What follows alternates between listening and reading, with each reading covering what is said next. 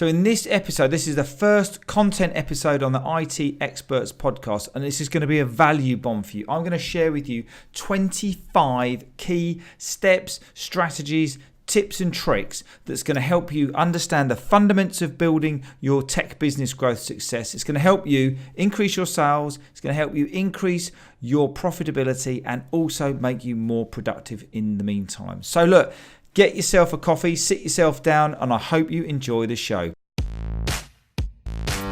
So good morning, good afternoon, good evening, wherever you are. Welcome to the IT Experts Growth Academy podcast, the only podcast to help ambitious IT and tech business owners increase their sales, profit, and productivity. Okay, so let's get stuck into the content. So the purpose of this episode is to share with you the Drive for Business model. Now, some of you have probably worked out already, I am a systems and a process kind of guy, which means I like to organize things. I like things to be in an orderly fashion. I like to follow the steps through from one thing to another and making sure we've got everything in an orderly fashion to help people unravel overwhelm and stop kind of working on the technical side of the business. So the Drive for Business model, which has been successful now for over 3 years and is only getting better and better and better. 5 steps. Personal development, business development, people planning, finance commercial, and KPIs in terms of business performance, measuring your business. Now, under each one of those steps, I've created 5 key pillars that we need to make sure that we do. And I want to run through those with you today. So wherever you are, whatever you're doing, while you're listening to this or watching this, this is going to give you 25 key areas of your business that we're going to cover on this podcast and we cover in our programs. We're going to cover in conversations and things like that. That's going to help your business. But these are the fundamental building blocks, the bottom part of the process to help you with your business growing. So as we talk about the 5 different steps, we've got a really important outcome for each 5 steps. So under personal development, it's about understanding the vision, understanding what you want to do. But really, more importantly, it's about understanding how you're going to scale your business. Now, under business development, this is all around your sales, your marketing, making sure that we're getting a return on investment. But this is about increasing leads. The most important thing is around increasing leads. When we move on to people planning, the most important thing around scaling people, getting the right people, holding them to account, making sure they're doing the right thing, is getting more out of your people. If you could get more out of your people, that is a brilliant outcome. As we move forwards to finance and commercial, there's really only one thing to do in finance and commercial. It's not increasing the income, it's not decreasing the cost. It's making your business a more profitable and a more enjoyable place to work. So it's getting more profit out of your existing resources. You've already got those the clients. Let's just make it more profitable and let's just get a little bit clever with our accounts. And then finally, on a business performance, all we want to do is I just want to track my business. I want to know on a spreadsheet on a monthly basis, how well is the business going? What does the next few months look like? Am I in trouble or am I kind of okay to carry on operating the way that I am? Okay, so point 1 on personal development, under scaling your business, is all about making sure that you've got a vision on where you want to go. And the amount of people I talk to, and I just kind of say to them, where do you want your business to be in a year's time? And they kind of go, well, I don't really know. Wouldn't mind a little bit more revenue. We need to have a real vision on what you want your business to create and what you're going to do. Because guess what's going to happen? Whatever you visualize is whatever you're going to focus on. Whatever you focus on, you generate energy around that, and that focus then becomes more revenue, better clients, bigger business. I don't know anybody who's stumbled across a business and it's all of a sudden it's just been a great success because they just kind of wished it to be. So first thing's around that vision.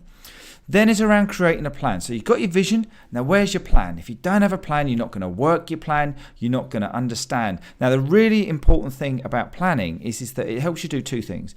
Number 1, it helps you understand where you're going to go and your aspirations and what resources you need to do that. But number 2, it also allows you to have a ability to be distracted. If you've got to go off and do something else, and if an emergency happens, funnily enough, that doesn't really happen very often in the IT world, does it? But then you can come back to your plan, you can pick your plan up where you left off, and you can keep moving forward with the plan because you set the plan up when you was in a strategic working on your business kind of mode. So planning is really important, and that's step 2. Step 3 is about upskilling your skills. I spend an awful lot of money, more money than I ever imagined, on my own personal development and my own personal business development. So what I need to do to help my clients. Why do I do that? The reason I do that is because my coaches invest in their time, because guess what? They then teach me what's going on. I then learn that, and if it's relevant, I then pass that down as well. So whether it be around sales closing, whether it be around, what's going on in the actual tech space itself with regards to delivery and some of the technical elements and what are causing you problems in your businesses. So upskilling, making sure you're learning in your development is really, really important. Success books, looking at the drive of what other entrepreneurs and what other business owners are doing, and it's all learning. Number 4 is all about getting fit for business. Now, what this means is you're sitting here, got your bottle of water, that's great. We haven't got a beer or anything like that, which is not really appropriate. But if you're getting yourself fit for business, you're going to be able to concentrate longer. I haven't drunk coffee now for about 3 years. I went on a detox. It went horribly wrong. It's my wife's idea, actually. But anyway, I haven't drunk, and I've never been able to concentrate for longer. I drink more water. I'm more energetic. I've got, I can do more work down at the gym, going out running and things like that, because I've got a better diet and I consciously try and look after myself. Yes, I like a glass of red wine over the weekend and things like that. But it's all about having things in moderation. So if you're coming into the office, you're sitting down, you're stuffing yourself full of low quality food, and then you're going home at the end of the day knackered, guess what? I'm not at all surprised. So make sure that we're eating right, making sure that we're, keeping ourselves fit and we're doing a bit of exercise. I never sit in the office all day. If I am in the office all day, then I'll go off and I'll have a walk and I'll make sure that I'm, keep myself going and keep the blood flowing, sort of thing. That rhymes, that's quite good. Okay, number 5 is all about being more productive. So when you've got your plan, when you've got your fitness right, you've got your right healthy eating, you've got all these other key elements here, you're going to be more productive. You're going to achieve more in each day. There's no point working harder. It's all about working smarter. And I know it's a cliche, but if you do those first 5 steps, you'll be focused. You'll know what you need to do. You'll be skilled. You'll be, you'll have your plan around you. You'll have more energy, and you're just going to get more done. Okay, second section now is all about business development. So this is around simply increasing your leads. I want more leads. That's what everybody tells me.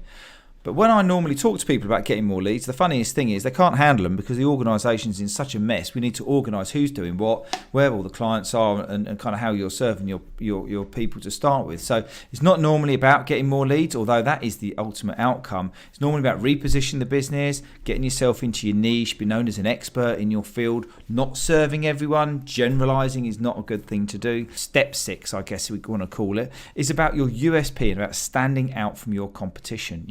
If you are in the space, tech support, you are serving everybody in your community, everybody in your town, you are going to be beaten down on price because you're just the tech support guy who just keeps the computer up and running. Now, as I've said before, and I think I mentioned it in the last episode, all pricing is made up. Every single bit of pricing is made up. But if you can't articulate the value clear enough to your target market, they're going to think you're expensive because they don't know what they're going to get for the value.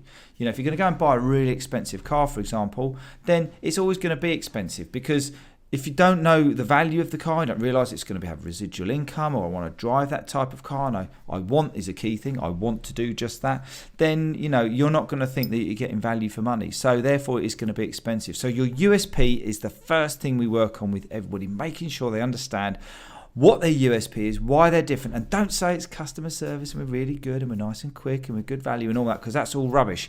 That is absolute rubbish. We just need to make sure we've got that nailed down in what niche you're in, why you deliver them. Are you an expert in a particular type of technology, particular type of installation, or or location, things like that. So USP is number 6. 7, lead generation process. This whole thing, right, the whole podcast, the whole everything that we're doing is a process. If you follow a process and if you follow steps, you're going to get success because you've got a tried and tested model that works. So what's your sales process look like?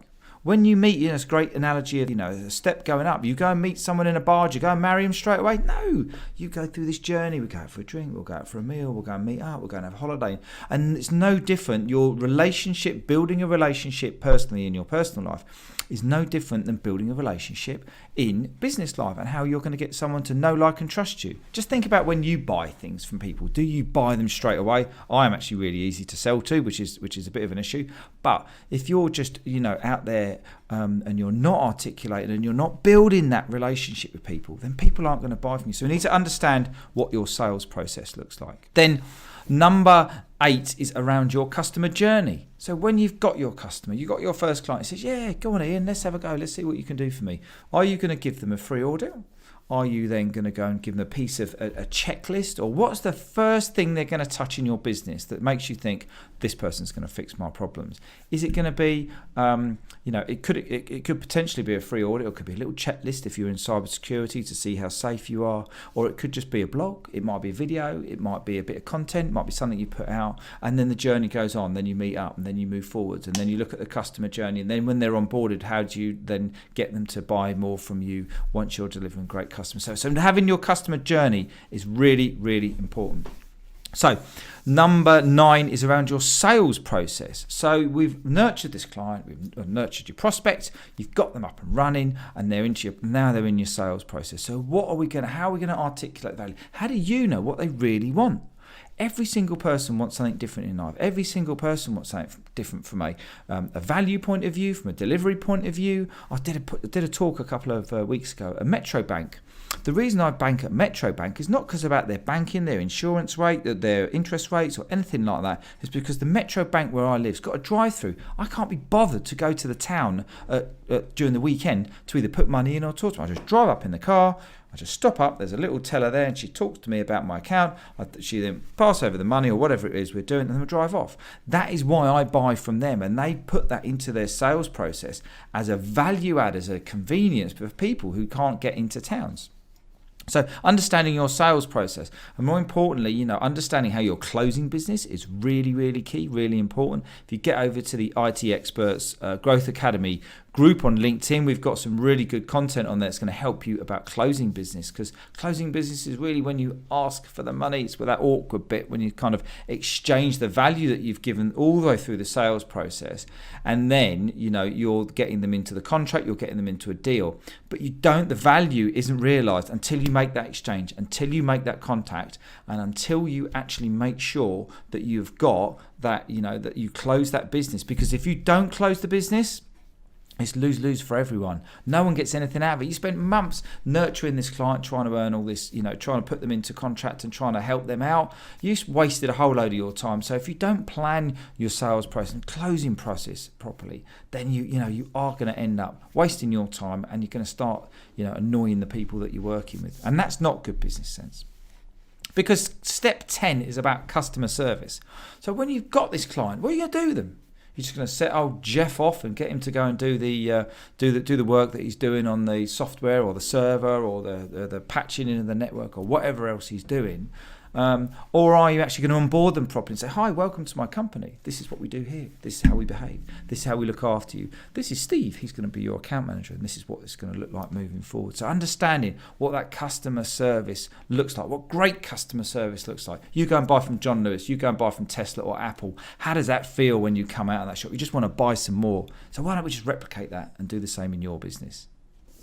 Okay, so people planning is all about the people in your organisation, and guys just struggle all the time to understand how to manage people, how to pass accountability down to people, and kind of how that kind of thing works. I was, when I was 26 all those years ago, I was managing people. I managed a 65 team of people as we were building the national network for Virgin Media at the time, and managing people and getting them to do things they don't normally do is really, really exciting. It's really important to me, because it just fills me with a bit of joy that I can help someone, teach them, learn and understand a different process that they can work with, and then all of a sudden they're now doing something completely different, and they're actually delivering, and they're building their confidence, and they're getting better in business. So getting more out of your people is the right thing.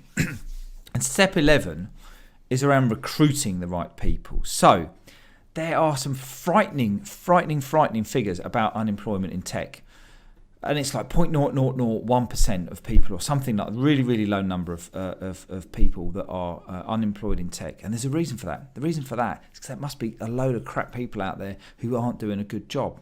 Now, how many people have got people in their office who just don't meet the company values? They don't care about the customers. They come in late. They go home early. They don't really bother too much. Those people aren't in the right organisation. You need to get them out. How do you get them out? We don't put them in to start with. That's the most important thing. You've got the right people in the organisation. We need to make sure that we've got the right people, and we recruit the right people against the values and the mission and the vision and what we need to do and everything we've spoken about before. So recruiting the right team is really key. Number 12 is about assigning accountability. Every job I turned up to, every job I had when I was in corporate, I was given a job description. I had some tasks to do. Guess what? They paid me money to do it. Why is it any different for you? Why do you run a business and then all of a sudden not expect people to be accountable, not expect people to step up when you're on holiday? I haven't had holiday for years because I can't leave the team on my own. Well, that's not really the most sensible way to run the organisation. So we need to make sure we understand how to pass accountability and set targets as well. Then number 13 is around improving productivity. You've got the guys come in the office, they're all fired up, they're doing what they're doing. How do we get them to pedal faster? It's around motivation, it's around goals, it's around understanding what their capabilities are. Do they need training development? All these other good things help them become more productive in your organisation. If they're more productive in your organisation, guess what? You'll be able to service more clients with the same people that you've got. You're then going to be able to have your profitability going up through the roof because you've got your lower cost base and you've got more efficiency business coming up. Number 14 is communications, and this was always a bit of a joke when I worked for NTL, which is now Virgin Media, years ago. Communications company were awful at communicating. We never spoke to anybody about anything. We just launched a new product and didn't tell anyone. We soon learned and we soon developed. But communications, how often are you meeting your team? Do you meet them up once a week, once a month? Every quarter? Do you have a yearly, like, this is what happened last month, this is what happened last year, how does it all work, and look at the things we're doing, look at the vision and what we're moving forwards, or do you just ignore them and just expect them to come in and do a good job? Because when you expect someone to come in and do a good job and it's kind of a little bit crap, guess what kind of customer service they're going to give? You go out there, sell to the client, you go out there and tell them what a great job we've got going on here, and then all of us a great business and how we're going to deliver for you, and then your guys don't deliver that. What does that make you look like? We need to make sure we understand how we're communicating with the teams and the people in our business. And then 15 is about performance management. If you're not doing a good job, you're not going to last in my organisation. That is a great little phrase and one that's very often not used. So how are we managing performance? How are we having difficult conversations with people? How do we get them to do things and to learn and develop when maybe it's something that's outside of their comfort zone? So performance management it's a double-edged sword. It's number one, it's great about helping people develop and grow and take up positions as the business scales, but also it's about dealing with and addressing people who have got unacceptable behaviour, and it doesn't kind of work properly. So we need to make sure that we've got that covered off. We need to make sure that we understand the process around managing our people. Right, finance and commercial is up next. That's the fourth step of the Drive for Business model. And the ultimate outcome of this is just increasing your profit margin. I left school and I don't even think I got a GCSE in maths. And then about 5 years ago, I left a job and I was managing a £65 million business as a commercial manager. Work that one out. I can't still work it out to the day. However, the one thing that did interest me was I was very, very interested about the numbers, about understanding where does the numbers work, how do we actually earn more more money in a business. So the finance guys would put the little boxes in the spreadsheets and I'd go and look at what the boxes are on the spreadsheet. So that was really exciting for me and it was something that I was really, really enjoyed doing. So the first thing we need to do, which is step 16, is about understanding your accounts. This doesn't necessarily just mean your profit and loss. It's looking at what are the things going on in your accounts that you need to make sure that you're dealing with. What are the things in your accounts that are going to cause you a pain point? How many direct debits have you got that you just haven't cancelled that could be costing you £200, £300, £400, something like that? A month that you don't even know what you're getting the benefit for. Doesn't generate revenue? Get it out. Make sure that you look at it and make sure that you're tracking and understand what your accounts are saying. The next step is there's step 17. It's about increasing income and decreasing the costs. Now, how do you sell more to existing customers? How do you reduce your cost base and make it more efficient? Well, there's a couple of things really. In terms of reducing costs, you can get people to be more efficient. Go back to people planning. Get them to be more efficient. That's going to reduce your cost because they're going to do more work for you. Increasing value. How are you going to increase the value? If you've gone down this customer journey and you've got people who are working, working alongside you and working well, and your clients know, like, and trust you, you don't have to do any sales and marketing. You just go straight in there, straight off the bat, and you get them to, buy more from you. But if you're not developing products, if you're not adding more value, if you're not creating a worth to them, then guess what? They're not going to see there any value in buying any more from you. So they won't do. So we can increase the value. We can decrease the cost at the same time. What on earth is going to happen to your profitability in the middle? Well, I know exactly what's going to happen to it. It's going to increase. Number 18 is about increasing value. Now, you've got your financial value, you've got the kind of the money, but how do you add more to your clients? How do you make them so sticky that they just can't leave you? What is it that you're bringing out in the organization? What is the thing that you're, developing, the new product, the new service, the new solution, testing it out with them, making it so that they can't compare you to the other companies, the other tech businesses, because as soon as they do, you're going to end up in a price war. So make yourself add value, give them extra things for them to kind of work on, and extra things for them to, them to understand and know that you're the best person to deal with them. Number 19 is about deal packaging. Now, deal packaging is around putting together the package for the client when they're initially buying from you. And this is really clever. You've got to be really clever with this, because again, as I mentioned in the previous step, if you're not careful, you can end up in a price war, because you're just going to be comparing, we service for this many desks, that's your screen, this is the cyber, the firewall, this is for the software, blah, blah, blah, whatever it might be. You've got all those things. If they can just pick your quote up and compare it with someone else, you're in trouble. So we need to make sure that we're packaging the deals up so they look a bit different.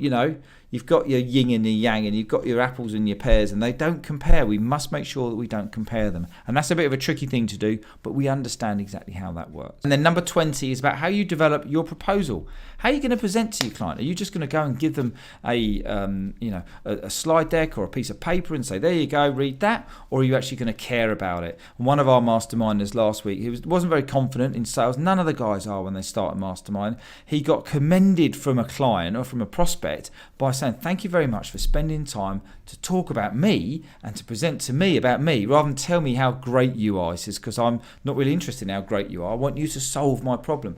And that was really amazing. That was great for me as well, because it's a proposals thing. It is something I did, learn a lot about over the last few years. But how you present, how you propose, and how you then go on to then close the business is really important. But we need to make sure that we're developing those proposals in a professional way, so that people are thinking that they're knowing that it's a good quality business that sits behind it, it's robust, and you can help me out with my needs. So the fifth step is all about business performance. Essentially, what do we want to do? We want to track the business. How do we get the business? How do we know whether our business is working well? And it's through key performance indicators, it's through measures, it's through making sure we just dissect the inner workings of the business, and we make sure that we've got that kind of understanding how that's going to work, and we're measuring it and we're tracking it. You don't have to do all of this stuff yourself. All of these steps are not things that you need to do all at once, but they're things that you need to consider, and they're the fundamental building blocks on how to grow your business and how to get control and help you, make it a nicer place to work. So step 21 is around setting up your KPIs. Now, KPIs, key performance indicators. Well, what does this mean? Someone said to me the other day, I don't know what you're doing. I don't know what this is all about. Key performance indicators is, so say for example, you want to turn over £500,000. How many clients do you need? What's the average price of your client, or average value of your client? And how many of those clients do you need to deliver £500,000 worth of work? What's their average spend? What is it that they do? What else could you sell to them? So once we've got that, and say for example, we'll use some round numbers so I don't embarrass myself. Say we need 5. What's your conversion rate on sales? It might be 1 in 5. How many prospects do you now need in your pipeline to deliver 1 in 5? So you need 25. So we've now got to get 25 people to get 1 client. Okay. How do we get 25 people? And then we work it all back, so we understand that, well, if it's about getting 25 proposals out in a month because we want 1 client, or every 2 months, or whatever your metrics might be, you need to start breaking your business down to understanding what's making it tick and understanding how you're going to achieve those. Once you start breaking the business down and start thinking about it in a quarterly, 6 monthly, yearly fashion, rather than, I want to do this in the next 10 years, it becomes manageable chunks. You can build little plans around it. And how do we eat an elephant? Bite-sized chunks. So you make sure that you just do it small and you do it steady, and you understand what your KPIs are. Step 22 is around dashboards. Every business needs a dashboard. A dashboard is literally one piece of paper so the business owner can go and sit on a beach, Nice little thought there for you. Go and sit on a beach, and they can read and understand exactly what is going on in the business. They can understand what the key performance, how the key performance, the key metrics are being measured, how you understand what they're going to be working through, who's performing well, who's not performing well, what's the balance sheet looking like, and all of this. So having one sheet of paper where you can measure your business on a monthly basis is absolutely critical, and that's called a dashboard.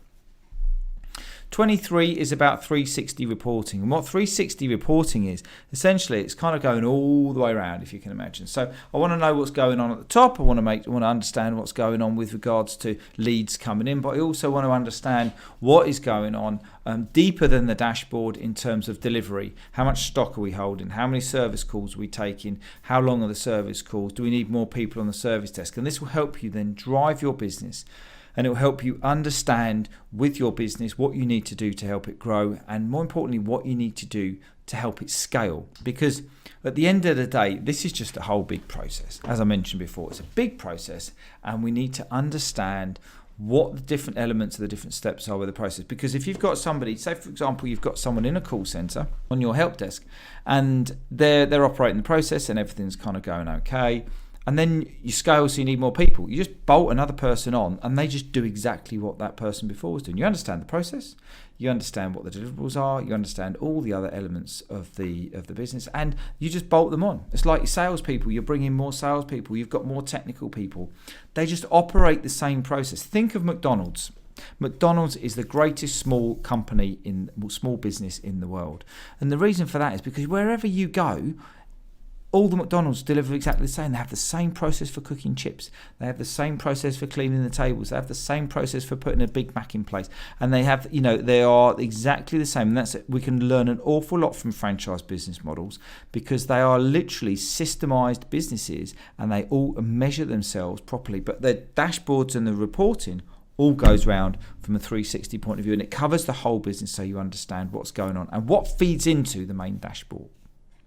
Hope that makes sense. 24 is about business performance and measuring the business performance. So when we've got the dashboards and when we've got the reports, it's all very well and good getting a nice little graph together. And I remember when I was in corporate, we'd put together these reports and they'd be 30, 40 pages long and nobody'd ever read them. They'd just go straight to the back or the front, whichever way you put it. And this at the front dashboard, how's the business operating? What do you need my help with? And this is the thing around the business performance, is understanding what's working well, what's not working well, what's needs attention, and where do you as the business owner need to focus on to make sure that you've got that time in your diary to make sure that you focus and you stop effectively holes in the bottom of your bucket getting bigger. And if you've got an overflow problem where everyone's overflowing and getting overwhelmed, you need to address those. And that's your role now as a business owner, is to help people working through the business rather than kind of just being busy. We've got more clients, do more stuff. It doesn't kind of work like that. We need to make sure that we've got the business performance, but we're addressing the business performance issues as well. And the last step 25, is all about celebrating success. So look, you've got a team of people with you, whether they're in your office remotely or contractors, whatever, and they're all contributing to your success. Why not celebrate? When do you celebrate? How do you celebrate? Silly little thing. Take a packet of biscuits into a meeting and just say, guys, got some biscuits. Take them out for a meal. Be a bit aware of what people do and don't want to do. Some people don't want to go out. They see their work as their work. Some people are really sociable and they want to go out and they want to get a beer and they want to go out and play pool and they want to, go out and get some drinks and things like that. And other people don't want to do that. So understand what makes your team tick. Understand what they're thankful for and what they're how they be respectful. But once you've got all your dashboards, you've got it all together, you can then work out, whether you're having a good month, bad month, good quarter, bad quarter, year, whatever it might be. And you can share that knowledge with them and you can celebrate their success and you can celebrate it with them because you're going to be enjoying more profit. So do you know what? You could buy a couple of bottles of champagne, or you could buy a couple of bottles of, whatever it might be, wine, whatever they want to drink, or take them out. But just make sure that you celebrate their success. So that is pretty much the end of this episode. And all I wanted to do in this episode was just let you know the key areas. So number one, we're going to cover off as we're moving through the podcast, and as it matures and it develops and it grows. We've got some amazing interviews already lined up pretty much for the next 2 or 3 months, which is so exciting for me because I've got some great content. I've got some great guests who are going to add some massive value into your businesses and into your organizations. But this is really important stuff. This is really important steps, the fundamental building block steps in your organisation that we need to focus on and that we're going to be working through with Innovate to Success and the IT Experts community. So thanks very much for watching and listening, and I'm going to catch up with you on the next podcast or video. Take care now. So thanks very much for listening. I hope you enjoyed the show. If you did, then please remember to subscribe, rate and review. I'd really appreciate that. And also check the show notes out for all the latest developments at the IT Experts Growth Academy. If we haven't already, then let's connect on LinkedIn, YouTube and over at our website at innovatetosuccess.com. Until next time, you look after yourself and I'll catch up with you soon.